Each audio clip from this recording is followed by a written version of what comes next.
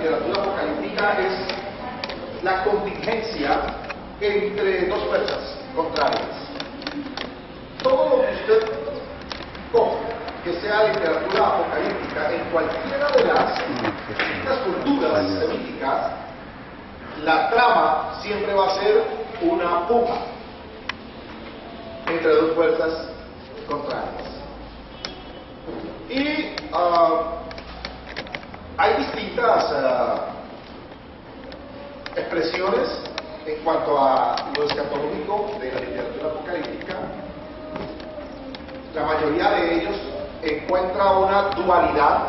Significa esto que las dos fuerzas no se pueden entre sí mismas. Ustedes hoy en día pueden encontrar, por ejemplo, en la Nueva Era y en las religiones zoroastristas, jainistas, mazdeístas, ese elemento, el bien y el mal, solo que ambos se respetan, se hacen pasito, porque ninguno de los dos puede con el otro. Pero la literatura apocalíptica que saca de Babilonia en la nación de Israel va a ser diferente. Va a ser fuerzas contrarias, pero definitivamente una es superior a la otra. Entonces, al hablar de literatura apocalíptica, ¿de qué estamos hablando? Estamos hablando de la fuerza del bien como quien regenta el curso de la historia y da la última palabra en el devenir del hombre. Es las fuerzas del bien, son las fuerzas del bien las que van a decidirlo todo. El mal pueda que estorbe, fastidie, incomode, genere sus luchas, sus demandas, pero no hay nada que hacer. El bien siempre prevalecerá. Y esa es la literatura alrededor de la cual la nación de Israel se levanta durante esos casi 70 años, estando en exilio, estando en Babilonia. Allí aprenden un nuevo idioma, el arameo. Los hebreos no conocían el arameo, ellos lo van a aprender estando en Babilonia.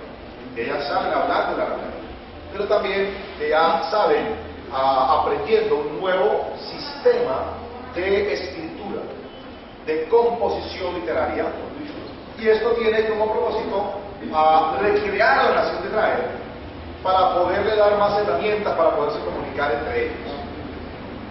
Y si usted quiere revisar el Apocalipsis de Juan, podríamos decir entonces que fue escrito de manera codificada. Que el libro de Apocalipsis fue escrito con todos los elementos literarios sacados del aprendizaje babilónico. Esto significa que vamos a encontrar muchas figuras de dicción y también vamos a encontrar figuras gramaticales y ortográficas. Dentro de ellas, las más significativas, y esa es una de las que el pastor Rubén Salazar se ha afiliado, porque uno tiene que tomar la decisión tarde que temprano, y es cuál estilo o cuál tipo de interpretación es la que vamos a escoger. No es suficiente con conocerlas juntas, es necesario tomar la posesión. Bueno, considero que el paralelismo va a ser uno de los elementos fundamentales en la escritura del Apocalipsis. Y el manejo alternado del quiasmo, que es otra forma de escritura, pero ya aprendida antes por la nación de Israel, en lo cual se va a manejar de forma sintética y antitética. Esto quiere decir de forma paralela y contraria, semejante y contraria, las ideas, sobre todo cuando se escribe en prosa, la poesía o la literatura sacrística. En caleño, todo esto que he dicho significa que los manejos de la escritura del Apocalipsis van a generar una expectativa permanente en la nación de Israel, y solo cuando aprendemos de ese tipo de manejos, entonces estamos centrados en el mensaje que provoca la literatura apocalíptica. Apocalipsis, entonces, por resumir, es un tipo de literatura que tiene unos elementos muy paradigmáticos, muy característicos. Uno de ellos es demasiada simbología y un orden muy particular en la escritura. Esto significa, y se lo va a colocar en pantallado, que lo que usted está diciendo puede que lo vuelva a decir inmediatamente después, pero de una manera más amplia, y al final termine diciendo lo mismo, pero de una manera un poco más amplia en el siguiente párrafo. Así que entonces podríamos decirlo de alguna manera, que cuando usted va a decir algo, usted lo dice no solamente una vez, sino que lo dice varias veces, pero cada vez que lo dice de manera diferente y entregando detalles diferentes. A eso se llama el paralelismo. El paralelismo. Ya tenemos en la literatura hebrea y dentro de la literatura judía, sobre todo en los salmos, encontramos ese elemento muy particular del paralelismo, tanto semejante como contrario. Vamos a tener la oportunidad de ir viendo ese tipo de manejo de escrituras. Todo codificado ¿para qué? En últimas, para dar un mensaje que solamente los receptores fueran capaces de entender. ¿De qué trata el Apocalipsis? El Apocalipsis, como lo he titulado, y pensando en el título, ¿qué título le ponía a este módulo? Porque pues, el título original es solo Apocalipsis, pero quería decir algo más en el título de este módulo. Apocalipsis es eso, un triunfo profetizado. Es la crónica de algo que ya se sabe que va a pasar, pero que a nosotros se nos olvida porque la estamos pasando mal. Uno sabe que Dios es proveedor, pero cuando uno no tiene los recursos, uno a veces dice, uy Señor, ¿dónde estás? Uno sabe que Dios es escudo y defensa, pero cuando sentimos el peso del enemigo queriendo estabilizar nuestra mente, nuestro corazón, decimos, Señor, ¿por qué no salgo? Es, aunque sabemos que el Señor está ahí, sin embargo a veces nos preguntamos, ¿qué está pasando que no sentimos la presencia del Señor en nosotros? Eso es Apocalipsis. Apocalipsis es un libro que se escribe, algunos le llaman epístola, que se escribe para decirle a la iglesia, sobre todo a la iglesia de Asia, que estaba mencionando Juan, que aguante,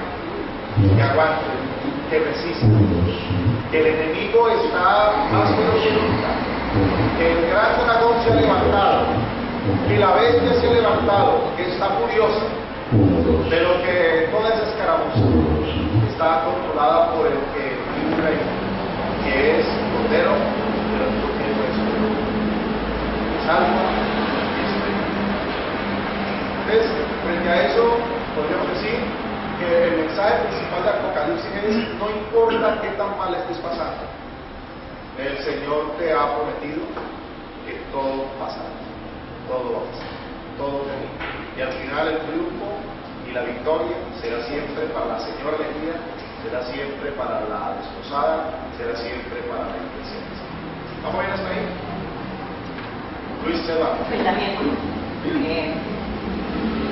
Al oír uno de una isla, uno piensa que es un lugar de refugio, paseo, de vacaciones. Aquí hubo una isla, la de Gorgona, que la vida tiene en cuenta que es un lugar como para más bien explotarlo turísticamente. Sí. Entonces, el frío Apocalipsis lo llevaron a la isla esta. ¿Ustedes estarían en vacaciones? Nunca. ¿Ustedes qué pasa cuando el médico que vos me repite? Para mí, el siguiente. Él fue a trabajar allá en los esclavos. Él no fue de vacaciones. La pasó todo el tiempo escribiendo la montaña. Yo creo que cuando le quedaban los lugares, los espacios como para ir a dormir, las cosas, era cuando él se dedicaba a escribir. Y mientras él estaba moviendo piedras, volvía se acordaba de algo que se le quedó y volvía a escribir. Ese pensamiento yo no lo he leído en ninguna parte, sino que es propio, ¿no? Sí. Pero sí, verdaderamente él no estuvo en vacaciones, sino fue como esclavo a trabajar allá, como prisionero. Y si a mí se me antojara darle validez a tu interpretación o a la manera como piensas que pudo haber sido escrito el libro Apocalipsis, yo lo colocaría dentro de una teoría que me gusta mucho, la maneja William Hendrickson, es uno de mis teólogos de cabecera. De hecho, mi biblioteca está fuertemente ocupada por el pensamiento de Hendrickson. Y es en la teoría de la recapitulación, donde podríamos decir que Apocalipsis se parte en 7 tortas. ¿Y cómo las tortas? ¿A qué saben las tortas? A lo mismo. Los 7 casos a qué van a saber, a lo mismo. Entonces son 7 tortas diferentes, pero que, como les decía, va a contar, ¿sí?, la historia igual, pero diferente. Es poner a 7 personas por separado a contar la película que se vieron en Chiquichape, ¿sí? ¿Qué van a contar? ¿Cuántas películas? Una. Pero habrá detalles que al uno se le pasaron por alto y que para el otro fueron demasiado importantes. Me gustaría. En la teoría de la recapitulación habla de eso. O la teología que se va a manejar,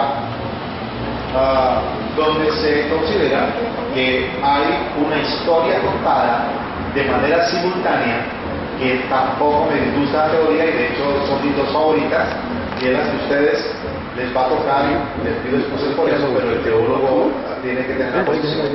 Así que yo voy a trabajar aquí desde el amilenialismo, que es lo que ha manejado la mayoría de los bautistas por los 4 siglos y lo que ha manejado la iglesia. Vamos a ver por la historia. Ese paralelismo entonces sería ya no partir la torta en 7, partirla en 2, del 1 al 11 y del 12 al 22. Son 2 tortas, solo que una la cocinaron acá en la tierra y la otra la cocinaron en el cielo. Una cuenta lo que ocurrió en la tierra y otra lo que pasó en el cielo de manera simultánea. ¿Está bien hasta ahí?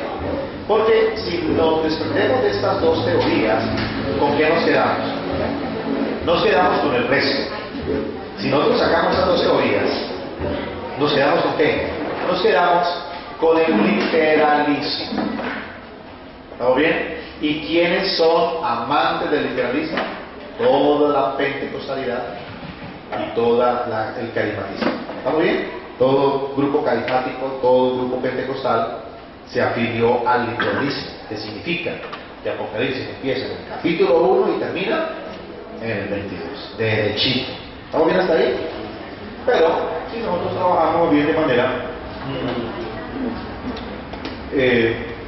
considerando la forma de escritura de la nación babilónica, que es de donde se trae la literatura apocalíptica, podremos entender entonces que definitivamente esto se partió en tortas, pero ya usted define si usted cree que ese pastel lo partieron en 7 partes o lo partieron en 2. ¿Vamos bien hasta ahí? Yo voy a estar trabajando esos 2 conceptos. Una de las preguntas que me hice fue: ¿qué tan profundo voy a entrar en el Apocalipsis? ¿Qué tan arriba voy a llevarlo a ustedes en el conocimiento del Apocalipsis? Y bueno, creo yo que hay que dejar para mañana. Así que vamos a estar viendo Apocalipsis desde la perspectiva amilenial, pero sí es cierto que no vamos a entrar tampoco en tantas minucias, como quiera que eso ya se lo dejo para un estudio más privado que ustedes tengan y más aplicativo a sus vidas. Hermano Rubén, el evangelio de Juan es el mismo Juan del Apocalipsis, porque es que yo hay veces me morazo, porque es que Juan, del evangelio de Juan, me habla de las pendientes, de pasiones, de las injusticias, de escasez, ese libro me habla no solo de esto, Sí. de lo que estamos viviendo hoy día, la escasez, la usura, pero cuando entra el Apocalipsis ya encuentro una literatura como Sí. Sí.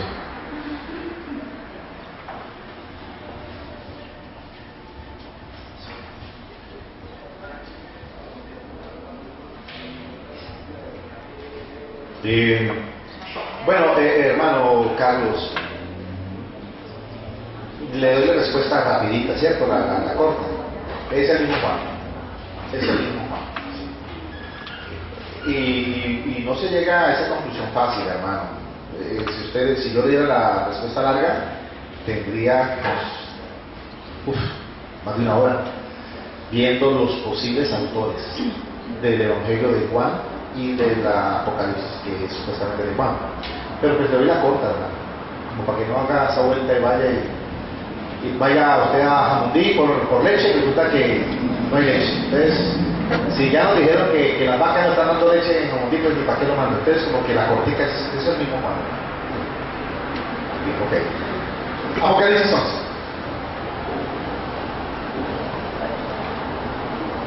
Versículo 15. El séptimo ángel tocó la trompeta y hubo grandes voces en el cielo que decían. Apocalipsis 11:15. El séptimo ángel tocó la trompeta y hubo grandes voces en el cielo que decían: los reinos del mundo han venido a ser de nuestro Señor y de su Cristo, y Él reinará por los siglos de los siglos. Y los 24 ancianos que estaban sentados delante de Dios en sus tronos se postraron sobre sus tronos y adoraron a Dios, diciendo: te damos gracias, Señor Dios Todopoderoso, el que eres y que eras y que has de venir, porque has tomado tu gran poder y has reinado. Y se airaron las naciones, y tu ira ha venido, y el tiempo de juzgar a los muertos y de dar el galardón a tus siervos los profetas, a los santos y a los que temen tu nombre, a los pequeños y a los grandes, y de destruir a los que destruyen la tierra. Y el templo de Dios fue abierto en el cielo, y el arca de su pacto se veía en el templo, y hubo relámpago, voces, truenos, un terremoto y grande granizo. ¿Quién podría imaginarse que allí termina Apocalipsis? Allí termina. ¿Para quién? Para los amilenialistas, que consideran que la literatura apocalíptica tiene dos fases simultáneas: lo que ocurre en la tierra y lo que ocurre en el cielo. Entonces, vamos a trabajar mucho ese acercamiento. Si usted, por alguna razón, ha sido enseñado, instruido, o usted está afiliado a la teoría premilenialista, significa esto, en caleño, rapidito: que Cristo va a volver, sí, pero que va a ser 3 venidas, que Él va a venir por segunda vez hasta las nubes, y que todo ojo le verá, y que va a raptar su iglesia, y que se la va a llevar, y que va a quedar aquí 3 años y medio de tribulación, el diablo enojado porque se fue esa gente, y que la iglesia que quedó aquí, que son los crispetos, porque el Señor se va a llevar solamente a los maduros, a los cristianos firmes en la fe, pero los crispetos se quedan aquí, y los pastores crispetos se quedan aquí llevando el chaparrón de 3 años y medio de tribulación, que uno la ponen antes de la venida y otros después de la venida, que los que le colocan los 3 años y medio antes eran las señales de que ya el tiempo se acercaba y que todo el mundo empezó a ponerse serio, pero los que dijeron: no, esto suave, que esto pasa, entonces se llevó a la iglesia y a otra no.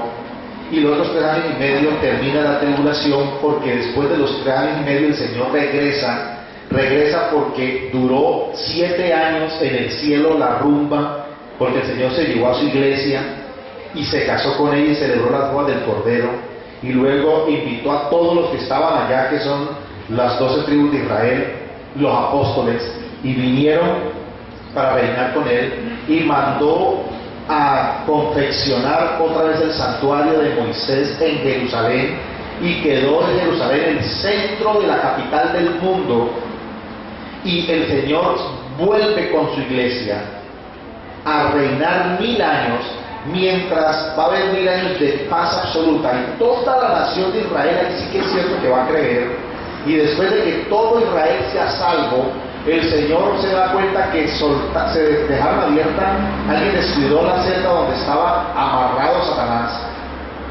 y después de esos 1000 años se suelta Satanás y dice: no, vámonos ahora sí, y vuelve después de los 1000 años y se lleva ahora sí definitivamente a su iglesia. Y después de que se lleva a su iglesia y la deja organizada ya, se devuelve otra vez por 4ª vez el Señor para tener el juicio final, y ahí sí es el fin de todos. ¿Usted cree la teoría? Haga. ¿También está ahí? El todo es que sepa sustentarla, sepa defenderla, no le pido más. A mí me parece que esa paseadera es como brava. Y yo veo como muy difícil al Señor reinando aquí en la tierra 1000 años, en carne propia, mientras los semáforos siguen cambiando de verde, rojo, azul, amarillo. Y mientras las mujeres siguen teniendo los hijos con dolor en los hospitales, y mientras seguimos. Solo que la única diferencia es que cuando nos estrellemos por allí, nos dan un abrazo y nos decimos, no, tranquilo, yo pago los gastos y no te preocupes porque va a haber paz, armonía. Pues ese tipo de literatura y ese tipo de acercamiento al milenio yo lo respeto, pero no lo consigo en mi mente. Así que no vamos a estar aquí hablando de premilenialismo. Si usted desea algo más sobre premilenialismo, busque acercamientos con una fuente pentecostal o carismática, que ellos sí manejan fuertemente esto y lo desarrollan muy bien. Vamos a hablar del amilenialismo. Antes de comentar, hay un versículo que sí me ha causado un poquito como inquietud y he buscado en esta área y no lo he encontrado. Primer versículo de la Biblia. Imagínense. En el principio creó Dios los cielos y la tierra. Si uno lo lee así de una, no tiene, se dice como para pensar. Pero yo me pongo a pensar, ustedes los cielos no existían. Al principio creó los cielos y la tierra. Lo primero que dijo es crear los cielos. Entonces la pregunta es esa, ¿los cielos no existían? Sí, entonces ahí tendríamos que revisar lo que la cosmogonía judía, 3 cielos, ¿está bien? O se va a hablar muchas veces de 7 cielos, ¿sí? Había aquí una discoteca, yo creo que hacer por ahí, un pasito por ahí, en los cielos. 7 cielos, ¿no? Antes uno estaba ya en ese lugar y estaba uno en la gloria, ¿no? Allá. Y verdad, no se que verdad, no, bailar en el aire. Bueno, entonces en la cosmogonía hebrea se habla de los 3 cielos. Obviamente no está hablando de la morada del Señor, está hablando del universo, donde Él va a colocar al hombre. Muy bien. Muy bien. Muy bien, gracias papi. Entonces, amor.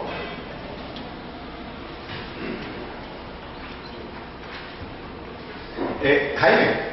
Sería bueno para asentar esto, para que se acabe esa duda y de pronto otras dudas más. Es con respecto a Dios. Nada lo puede contener. Sí, nada lo visible, claro, ni lo invisible lo puede contener. Claro. Así que cuando se nos venga algo a la idea de hablar de Dios en algún sitio, en algún cómo, en algún con quién, descártelo, porque no hay nada. Él es mucho más grande que cualquier cosa que nosotros podamos llegar a percibir, o a entender, o a imaginarnos, para con esa parte. Eso nos ayuda a comprender.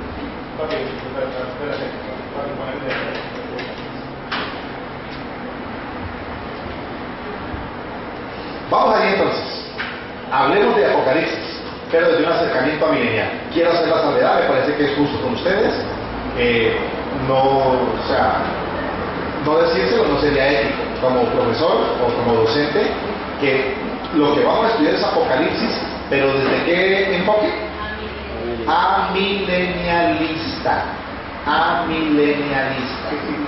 ¿Qué significa? Que esos 1000 años que están en Apocalipsis 20, del 1 al 7, y que al pastor Rubén lo entretuvieron 3 años y medio, porque esa fue mi primer tesis de grado, mi trabajo de grado, esa fue mi tribulación, 3 años y medio estudiando yo 7 versículos para llegar y entregarle. En ese entonces me cambiaron de profesor de director de tesis. Llegó una señora, Dios la bendiga donde esté, el señor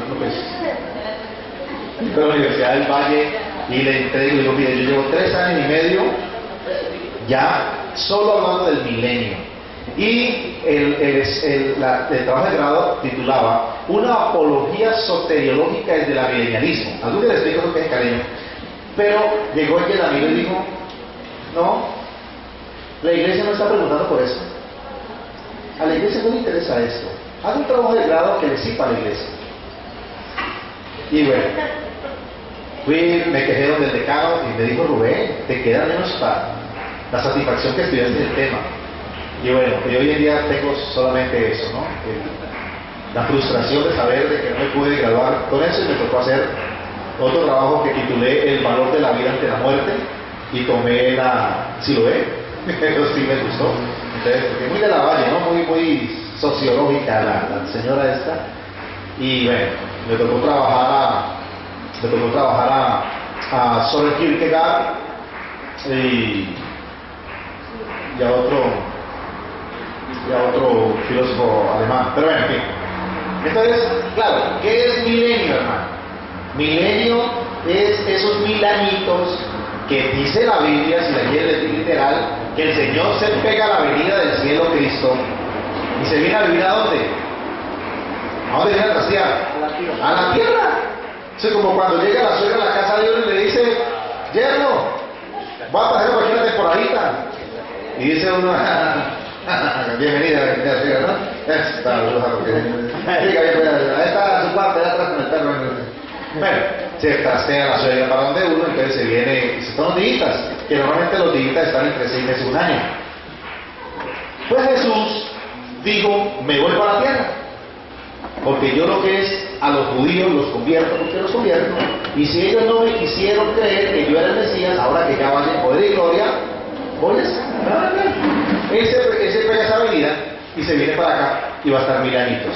Esos 1000 años aquí, reinando Cristo aquí en la tierra, en carne y hueso, se llama milenio. ¿Está bien? Entonces, los hermanos van a decir, es que la Biblia dice, lea, dice, que fue amarrado Satanás y el Señor vino y estuvo. Lea, usted no dice. Hablemos del milenio. Vamos a estar hablando del milenio un poquito, para empezar. Padre, te bendigo y te doy gracias por la oportunidad que nos brindas de poder cada día acercarnos con temor y temblor a la palabra que nos da la vida, a la palabra que nos permite percibir el aliento de su gloria. Gracias, Señor, por la oportunidad que nos concedes encarecidamente de poder conocer más, saber más de alguien que tomó nuestras vidas y las cambió eternamente. Glorifícate en nuestras vidas. Que nunca se nos pase, Señor, el embelesamiento por su nombre y el deseo cada día de estar más fundidos en usted. Concédenos ser llenos de su gracia, de su favor. Perdona nuestros pecados, santifica nuestras vidas. Concédenos que la luz de tu Espíritu nos conceda sentir el resplandor de tu gloria todo el tiempo en nuestra vida. Por Jesucristo te lo pedimos con acción de gracias. Amén. El Apocalipsis de Juan. ¿Cómo así que de Juan? ¿Y si cuántos hay? Bueno, como literatura apocalíptica existen muchos apocalipsis. Y una de las cosas que estaba pensando es si les dejaba tareitas a este grupo, porque si ha habido una escuela de teología bien laxa, paternalista, proteccionista, como es el pastor, es este grupito. Amén. Todos se los traigo, hasta Amén. comida les doy. Amén. Entonces, sí, eso sí como que sería como bueno dejarles tareitas. Y me deja añadirle algo más. Cuéntame. Y sin práctica, sin entregar talleres, sin evaluación, nada. Esos pequeños detalles. Nada, esos detalles nada más. Añádale eso nada más. Ok, muy bien, oiga, Chalo. No, Oiga, pues ese de vago dice que... pero es que Chalo no se me ocupada. Sí, por eso. El de vago va a decir que no. Exactamente, muy bien. El Apocalipsis de Juan fue escrito para dar consolación y esperanza, subraye eso, a los cristianos que sufrieron una de las más cruentas y encarnizadas persecuciones de la historia de la iglesia cristiana bajo el emperador Diocleciano. Léanse esta semanita un poquito acerca del emperador Diocleciano. Qué clase de joyita fue. Y sobre todo, no lo que comía ni desayunaba, sino cómo fue que le amargó un ratico a la iglesia mientras él estaba vivo. Chévere sería eso. Pastor, sería bueno reunir también de que es que casi desde que murió Jesús, todos los emperadores fueron encima, pero este llenó la copa. Sí, este fue la tapa. La tapa, sí, este fue la mamá de los pollitos. Sí, Este sí le hizo a cuadritos la vida de la iglesia. Y es en ese momento donde Juan dice, yo tengo que levantarle la moral a mis hermanos, porque si ellos se creían dioses ¿sí? Que era el nombre. Si ellos se creían dioses, porque el emperador era Dios, pero nadie se lo creyó tan en serio como Diocleciano. Nadie se creyó tan en serio que era Dios como Diocleciano. Y eso, ¿sí? Al punto de que él dijo, yo soy el Señor. Entonces, a partir de ahí, la iglesia